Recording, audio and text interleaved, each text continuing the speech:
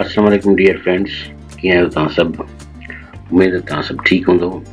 Actually last असां कुझु videos upload कयूं यूनिवर्सिटी ऑफ सिंध एडमिशन 2023 जे हवाले सां। फॉर्म कीअं फिल कजे, चॉइसिस कीअं ऐड कजनि, क्वालिफिकेशन्स कीअं ऐड कजनि।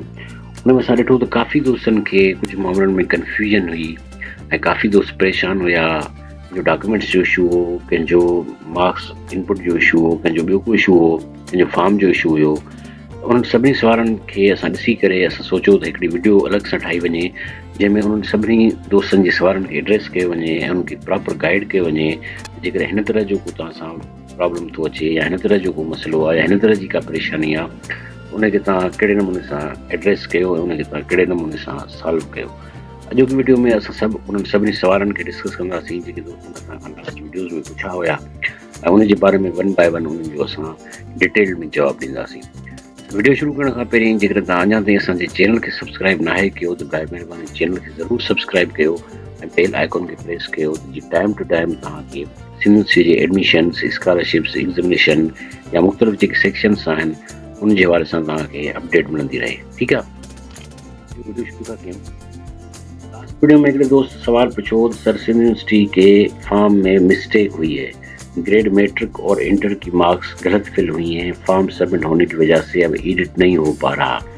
हाँ ॾिसो, जेकर तव्हां खां मार्क्स पंहिंजूं ग़लति इनपुट थी वियूं आहिनि, जेकी मार्कशीट ते तव्हांजो मार्क्स आहिनि उहे अलॻि आहिनि ऐं तव्हां घटि या वधि मार्क्स लिखियूं आहिनि, सिंध यूनिवर्सिटी जे एडमिशन ब्रांच में हिकिड़ो प्रॉपर मैकेनिज़म हूंदो आहे त उनखे डॉक्यूमेंट्स खे वेरीफाई कंदा आहिनि। जेकी तव्हांजी मार्कशीट आहे उनजो मार्क्स ऐं जेको तव्हांजो मार्कशीट ते बोर्ड आहे उहो ऐं जेको तव्हां फॉर्म फिल करण दौरान जेको तव्हां बोर्ड ऐं मार्क्स लिखियूं आहिनि उनखे पाण में कंपेयर कयो वेंदो आहे। जेकर उन में डिफरेंस आयो, फ़र्क़ु मिलियो त हुते ऑटोमेटिकली करेक्ट करे छॾींदा आहिनि। सपोज़ कयो हिकिड़े स्टूडेंट पंहिंजो अपटेन मार्क्स ग़लति लिखियूं आहिनि, घटि लिखियूं आहिनि या वधि लिखियूं आहिनि ऐं हुनजो मार्क्स शीट में जेके अपटेन मार्क्स आहिनि ॿियूं आहिनि त उहो मार्कशीट जे अपटेन मार्क्स जे हिसाब सां उनखे सेट करे छॾींदा। त इन में तव्हांखे परेशान थियण जी का बि ज़रूरत कान्हे का। इहो हिकिड़ो पंहिंजो अलॻि सां एडमिशन ब्रांच जो प्रोसेस आहे वेरिफिकेशन जो, उन में इहे मैटर्स तव्हांजा ऑटोमेटिकली सॉल्व थी वेंदा। ठीकु आहे। क्वेश्चन के दोस्त पूछो, सर चॉइसेस सेलेक्ट करने के बाद फॉर्म रिव्यू आ रहा हो और आगे फिल ना हो तो क्या करें? ॾिसो, तव्हांजे जॾहिं फॉर्म रिव्यू ईंदो आहे, मां हिते स्क्रीन ते बि रखी रहियो आहियां, तव्हां हिकु चकर उनखे बि ॾिसी वठो त उहे सभु जेके आहिनि जा रीज़न्स ॾाढो लिखिया पिया आहिनि। पर जेकर तव्हांजो फॉर्म रिव्यू में आयो आहे त उन रिव्यू में जंहिं जाइ ते रिव्यू लिखियलु आहे उनजे हेठां ज़रूरु उनजो रीज़न आयो हूंदो त फॉर्म छाजे करे रिव्यू आहे ऐं उनते कहिड़ो ऑब्जेक्शन आहे। जेको बि तव्हांजो ऑब्जेक्शन आहे या जेको बि को मैटर आहे जंहिंजे करे तव्हांजो फॉर्म रिव्यू में आयो आहे, उन खां पोइ तव्हां या त एडमिशन ब्रांच खे विज़िट कयो, जे नथा बि विज़िट करे सघो admissions@usind.edu.pk तव्हां उन ते उहो जेको डॉक्यूमेंट मिस आहे या ॿियो को मसइलो आहे उहो सॼो डिटेल सां लिखी करे उते ईमेल कयो, या ईमेल एड्रेस मां डिस्क्रिप्शन में बि ॾियां थो, तव्हां ॾिसी वठिजो admissions@usind.edu.pk, तव्हांजो इनशा ताला मैटर सॉल्व थी वेंदो। ठीकु आहे। उन खां पोइ कंहिं दोस्त चयो आहे सर अगर पक्का सर्टिफिकेट ना हो तो मार्कशीट अपलोड कर दें। ॾिसो, तव्हां खां पको सर्टिफिकेट कंहिं बि न घुरियो आहे। हाणे शायदि दोस्तनि काफ़िनि खे कंफ्यूजन आहे पको सर्टिफिकेट ऐं पास सर्टिफिकेट। पको सर्टिफिकेट साल ॿिनि टिनि खां पोइ अची वेंदो आहे। उन वक़्तु हिन वक़्तु तव्हां खां जेको घुरियो थो वञे उहो पास सर्टिफिकेट आहे। पास सर्टिफिकेट तव्हां पंहिंजे कंसर्न बोर्ड मां जेको उनजो प्रोसेस आहे तव्हां हिकु या ॿिनि ॾींहंनि में तव्हां कढाए सघो था। तव्हांखे पास सर्टिफिकेट अपलोड करिणो आहे, तव्हांखे पको सर्टिफिकेट अपलोड ई न आहे करिणो। इन करे तव्हां इहो पको सर्टिफिकेट वारी जेका कंफ्यूजन आहे इनखे तव्हां छॾे ॾियो। तव्हां सिर्फ़ु पास सर्टिफिकेट ऐं मार्कशीट बोर्ड मां कढाए करे उहा अपलोड करणी आहे तव्हांखे। ठीकु आहे। उन खां पोइ आहे कंहिं दोस्त पुछियो आहे sir please kindly tell us which is last date of admission portal. So bachelors program जी जेका ऑनलाइन डॉक्यूमेंट्स अपलोड करण जी, चॉइसिस ऐड करण जी, क्वालिफिकेशन्स ऐड करण जी जेका लास्ट डेट पहिरियों हुई उहा 16 दिसंबर हुई, जेके लास्ट टाइम एक्सटेंड करे 23 दिसंबर कई वई आहे। ठीकु आहे। त हाणे तव्हां ऑनलाइन जेके डॉक्यूमेंट्स आहिनि, चॉइसिस, क्वालिफिकेशन्स, उहे 23 दिसंबर ताईं ऑनलाइन पोर्टल ते वञी करे एडमिशन पोर्टल ते तव्हां फिल करे सघो था। ठीकु आहे। दोस्त पूछा सर मैट्रिक और इंटरमीडिएट का बोर्ड सेम है, मीरपुर खास बोर्ड, तब भी माइग्रेशन सर्टिफिकेट चाहिए होगा। ॾिसो, जेकर तव्हांजो इंटरमीडिएट जो बोर्ड सेम आहे, मैट्रिक जो बोर्ड सेम आहे, मतिलबु सेम आहे मुराद आहे जेकॾहिं हैदराबाद ऐं मीरपुर ख़ास आहे त तव्हांखे माइग्रेशन सर्टिफिकेट जी ॾियण जी ज़रूरत न आहे। जेकर तव्हांजो बोर्ड सक्कर, लाड़काणो, नवाबशाह आहे त पोइ तव्हां माइग्रेशन सर्टिफिकेट लाज़मी ॾींदो। मां हिकु चकर ॿी रिपीट थो कयां त जेकर तव्हांजो बोर्ड हैदराबाद ऐं मीरपुर ख़ास आहे तव्हांखे माइग्रेशन सर्टिफिकेट ॾियण जी ज़रूरत न आहे। जेकर तव्हांजो बोर्ड सक्कर, ऐं जेको आहे उहो नवाब शाह ऐं लाड़काणो आहे त तव्हां माइग्रेशन सर्टिफिकेट लाज़मी ॾींदव। ठीकु, उन खां पोइ कंहिं दोस्त पुछो असांजी यूनिवर्सिटी में डॉक्यूमेंट सबमिट करवाने की लास्ट डेट क्या आहे। ॾिसो, यूनिवर्सिटी फिज़िकली तव्हां खां उन सूरत में डॉक्यूमेंट्स वठंदी जॾहिं तव्हांजो कंहिं न कंहिं सिलेक्शन लिस्ट में नालो आयो हुजे। बैचलर्स जी त अञा ताईं का बि सिलेक्शन लिस्ट लॻी कान्हे का, मास्टर्स जी फर्स्ट मेरिट लिस्ट लॻी आहे। जिन दोस्तनि जा उन लिस्ट में नेम्स आया आहिनि ऐं सिलेक्ट थिया आहिनि कंहिं बि डिपार्टमेंट में, त उहे एडमिशन ब्रांच वञी करे फिज़िकली डॉक्यूमेंट सबमिट कराईंदा। ठीकु आहे, उनजी लास्ट डेट 22 डिसंबर आहे। यादि रखो, जेसिताईं तव्हांजो कंहिं बि मेरिट लिस्ट में नेम नथो अचे तेसिताईं तव्हांखे फिज़िकली डॉक्यूमेंट्स जमा कराइण जी ज़रूरत न आहे। फिज़िकली डॉक्यूमेंट्स तव्हां उन वक़्तु जमा कराईंदव जॾहिं तव्हांजो कंहिं बि मेरिट लिस्ट में नेम ईंदो। ठीकु आहे, उन खां पोइ उहो तव्हांखे एडमिशन ब्रांच जेका आहे उहा लिस्ट उहो डेट ॾींदी, उन डेट ते वञी करे ॾींदव। जीअं मां तव्हांखे हाणे ॿुधायो त मास्टर्स जी फर्स्ट मेरिट लिस्ट लॻी आहे, उनजी डॉक्यूमेंट सबमिट कराइण जी जेका लास्ट डेट आहे उहा 22 दिसंबर आहे। ठीकु आहे, उन खां पोइ कंहिं दोस्त पुछो आहे भाई इसमें मेरिट का ऑप्शन नहीं आ रहा। ॾिसो, मेरिट कैटेगरी हर स्टूडेंट जी, हर एप्लीकेंट जी बाय डिफॉल्ट सिलेक्ट हूंदी आहे, टिक हूंदी आहे।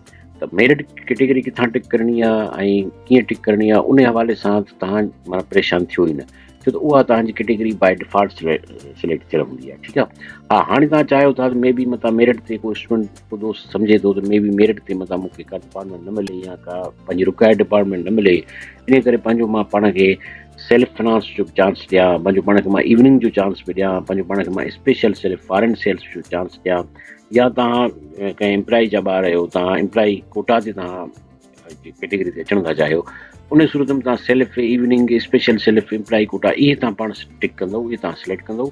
Otherwise merit category by default हर एप्लीकेंट जी सिलेक्ट हूंदी आहे, उन में तव्हांखे परेशान थियण जी का बि ज़रूरत न आहे। ठीकु आहे, उन खां पोइ कंहिं दोस्त पुछो आहे सारी क्वालिफिकेशंस अपलोड करने की लास्ट डेट कब की है, प्लीज़ बता दे।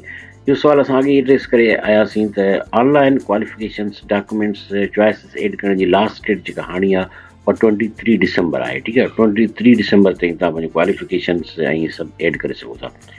अच्छा जी, उन खां पोइ कंहिं दोस्त पुछो आहे मुझे LLB सिलेक्ट करनी है तो काइंडली बता दें लेट के मार्क्स कहाँ अपलोड करने होंगे और पक्का सर्टिफिकेट के बगैर एडमिशन हो सकता है क्या। ॾिसो, पक्का सर्टिफिकेट वारे इशू ते असां ॻाल्हाया आहियूं त पको सर्टिफिकेट खपे बि न, तव्हांजो पास सर्टिफिकेट खपे, उहो लाज़मी आहे, उहो तव्हांखे लाज़मी अपलोड करिणो आहे। ठीकु आहे, न तव्हांजो मे बि केस जेको आहे ऑब्जेक्शन में हले वेंदो। अच्छा, हाणे जेको LLB सिलेक्ट करने के लिए काइंडली बता देंगे लेट की मार्क्स कहाँ अपलोड करनी है। LLB जीअं तव्हां सिलेक्ट कंदो पंहिंजे चॉइसिस में, जीअं तव्हां लॉ खे टिक कंदव, लॉ खे सिलेक्ट कंदव, तव्हां खां उते पॉपअप अची वेंदो, उते तव्हां खां लेट जो स्कोर घुरियो वेंदो। तव्हां जेका लेट लॉ असेसमेंट टेस्ट आहे जेका उहा ॾिनी आहे उनजो स्कोर केतिरो आहे तव्हांजो। ठीकु आहे, उते तव्हां पंहिंजो स्कोर मार्क्स जेके लेट जो आहिनि उहे तव्हां इनपुट कंदव जेसिताईं तव्हां लॉ सिलेक्ट कयो था। जेकर तव्हां लॉ सिलेक्ट नथा कयो तव्हां खां लेट जो स्कोर न घुरी वेंदो। ठीकु, नेक्स्ट है सर मुझे LLB सिलेक्ट करनी है, लेट भी क्लियर है, कल रिजल्ट आया है LLB का, तो अब डिपार्टमेंट सिलेक्शन में LLB ही रखूं या और भी डिपार्टमेंट रखूं।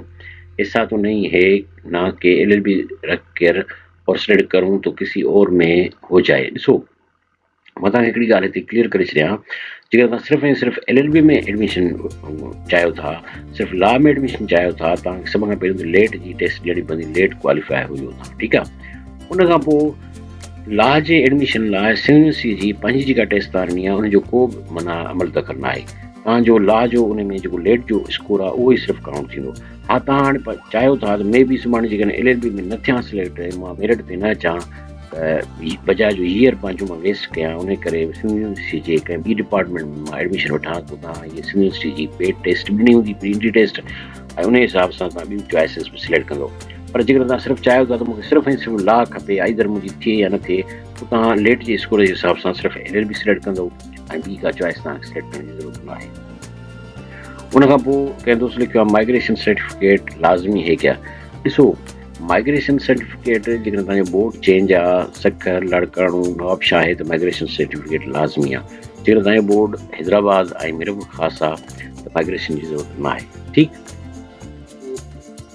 कंहिं दोस्त पूछा सर सिंध यूनिवर्सिटी के फॉर्म में मिस्टेक हुई है, ग्रेड मैट्रिक और इंटर की मार्क्स गलत फिल हुई है।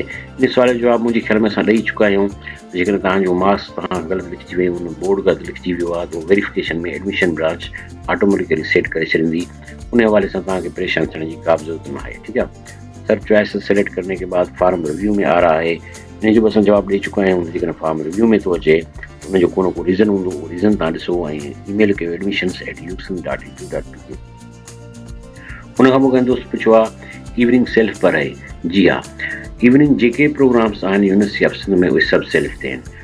मॉर्निंग मेरिट हूंदी आहे, मॉर्निंग सेलेक्ट हूंदी आहे, मॉर्निंग स्पेशल सेलेक्ट हूंदी आहे।